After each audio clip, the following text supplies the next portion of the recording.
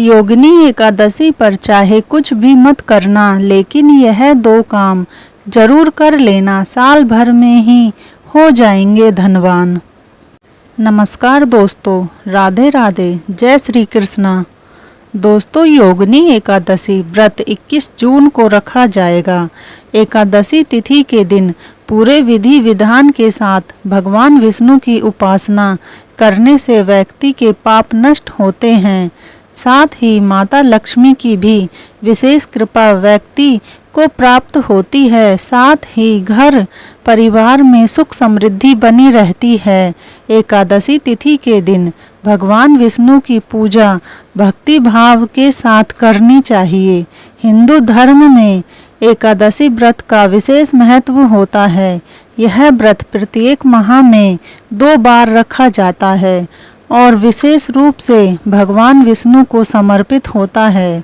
मान्यता है कि जो भी श्रद्धालु इस दिन विधि पूर्वक व्रत और पूजन करता है, उसे श्री हरि विष्णु के साथ साथ माता लक्ष्मी की कृपा भी प्राप्त होती है। एकादशी का व्रत हर माह के कृष्ण और शुक्ल पक्ष की एकादशी तिथि को रखा जाता है। आषाढ़ मास में 2 प्रमुख एकादशियां आती हैं, योगिनी एकादशी और देवशयनी एकादशी। आइए जानते हैं किस दिन रखा जाएगा योगिनी एकादशी और देवशयनी एकादशी का व्रत। एकादशी तिथि पर कुछ विशेष उपाय भी करने चाहिए। ऐसा करने से व्यक्ति को करियर और कारोबार में नए अवसर मिलने लगते हैं और साथ ही परिवार में सुख समृद्धि आती है। आइए जानते हैं योगिनी एकादशी के कुछ आसान उपाय।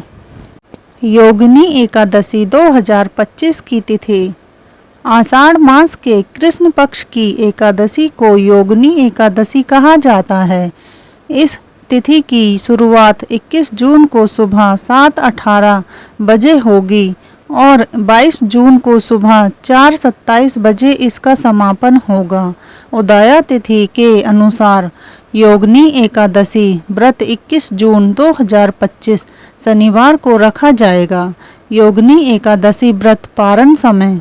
योगिनी एकादशी व्रत का पारण व्रत के अगले दिन यानी 22 जून को दोपहर 1:47 से 4:35 बजे तक की अवधि में किया जाएगा। इस दौरान व्रती प्रसाद ग्रहण करके व्रत खोल सकते हैं। योगिनी एकादशी उपाय। नंबर 1, योगिनी एकादशी उपाय। पीले वस्त्र धारण करें।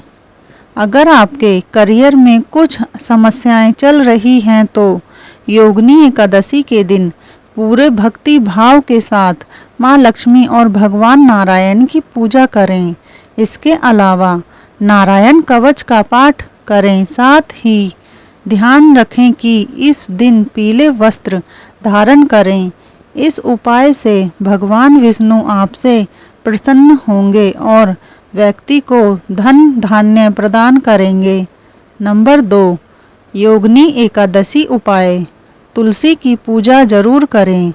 इसके अलावा योगिनी एकादशी के दिन माँ तुलसी की पूजा जरूर करें। साथ ही उन्हें श्रृंगार का सामान और लाल चुनरी अर्पित करें। ऐसा करने से व्यक्ति पर भगवान विष्णु की विशेष कृपा बरसेगी और कामकाज में आ रही बाधा भी दूर होगी।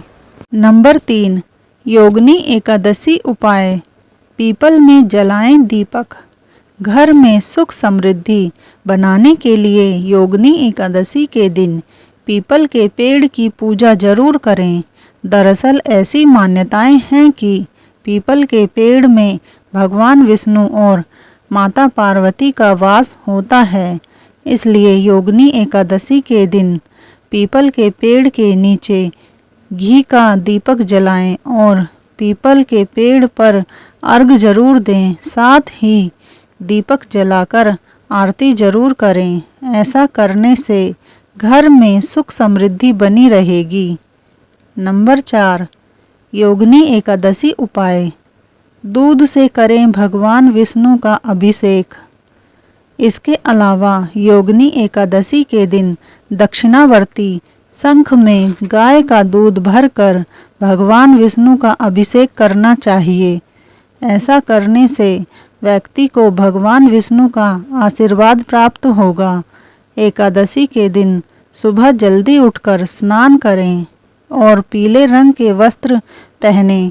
इसके बाद विष्णु जी के साथ धन की देवी माँ लक्ष्मी की विधि पूर्वक पूजा करें।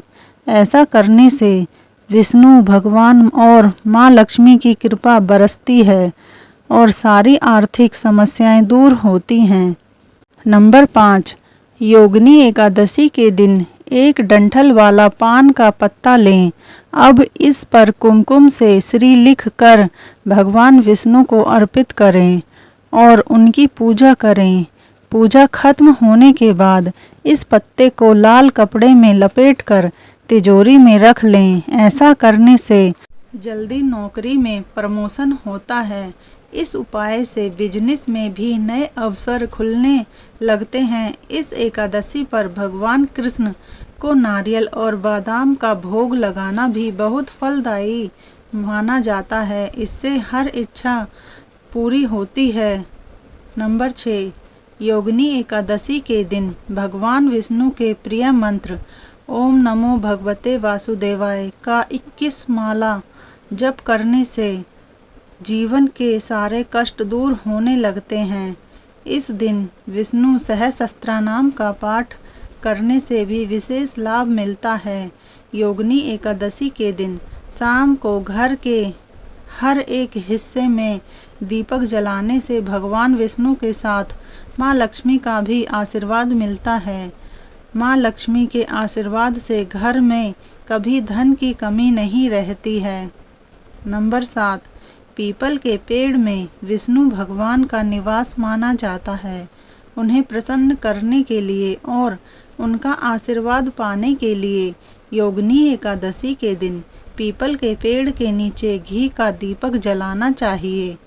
इस एकादशी पर भगवान विष्णु और माँ लक्ष्मी जी की पूजा करने के बाद पीले चंदन और केसर में गुलाब जल मिलाकर उनका तिलक करना चाहिए।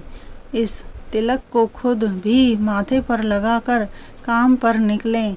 ऐसा करने से हर काम पूरा होता है। नंबर 8, पापों से मुक्ति पाने के लिए कई बार जाने अनजाने कई तरह के पाप कर बैठते हैं। ऐसे में एकादशी के दिन पशु पक्षियों की सेवा करने के साथ उन्हें पानी और अन्न खिलाएं। इसके साथ ही ज़रूरतमंद और गरीब लोगों को अन्न, जल, वस्त्र और दक्षिणा आदि का दान करें। इन उपायों को करने से हर तरह के पापों से मुक्ति मिलने के साथ ग्रह दोष से भी निजात मिल सकती है। नंबर 9, करें इस मंत्र का जाप। जीवन में एक परेशानी समाप्त नहीं होती है कि उससे पहले दूसरी खड़ी हो जाती है। तो ऐसे में योगिनी एकादशी के दिन इस मंत्र का जाप करना लाभकारी सिद्ध हो सकता है। योगिनी एकादशी के दिन तुलसी की माला से भगवान विष्णु से संबंधित मंत्र ओम नमो भगवते वासुदेवाय नमः मंत्र का जाप करें। इसके साथ ही भगवान को भोग लगाने के साथ तुलसी की कुछ पत्तियां अवश्य अर्पित करें।